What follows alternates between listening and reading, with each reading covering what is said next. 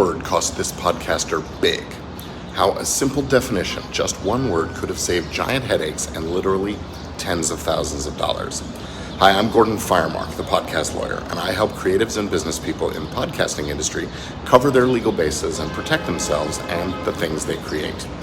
Today, I'm going to tell you a story about something that has now happened often enough that I think it's a real problem, especially for you do-it-yourselfers out there who write your own contracts. It's all about the word podcast. That's right. Who'd have thought that leaving the word podcast undefined could cause bid headaches? I mean, everyone knows what a podcast is, right? Well, not so fast. Podcast is not a precise term, especially when it's thrown around in the monetization context. So here's what happened. Podcast producer and host connects with an advertiser, and things are looking great. The advertiser is excited to get its message in front of the podcaster's audience, so they write up a deal memo that says advertiser shall pay $1,000 per podcast for 1 year. They sign it, advertiser gives the producer a credit card, and off they go. The producer charges the card $1,000 every week as it publishes the show. Well, that's when the other shoe drops. The year comes around and the deal expires. Another couple of months go by, and then comes an irate phone call from the advertiser. You said $1,000 to advertise in the podcast for a year. You overcharged me. You owe me $51,000. So the podcaster, of course, sees this thing a little differently.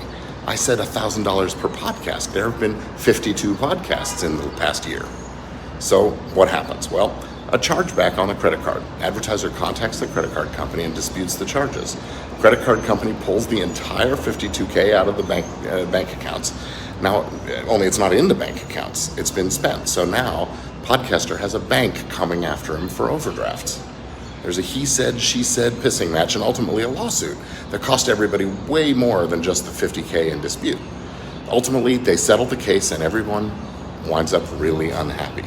All because they used the ambiguous term podcast and didn't give it a precise definition.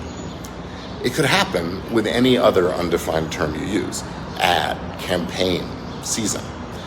Don't let this happen to you. Be as precise as you can in your negotiations and contracts.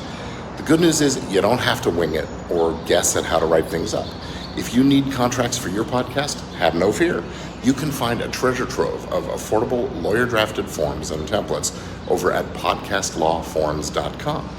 And if you're looking for a deeper dive into the legal stuff, but still want to be a do-it-yourselfer, check out easylegalforpodcasters.com. And don't forget, like, share, and comment. And I'll see you again soon.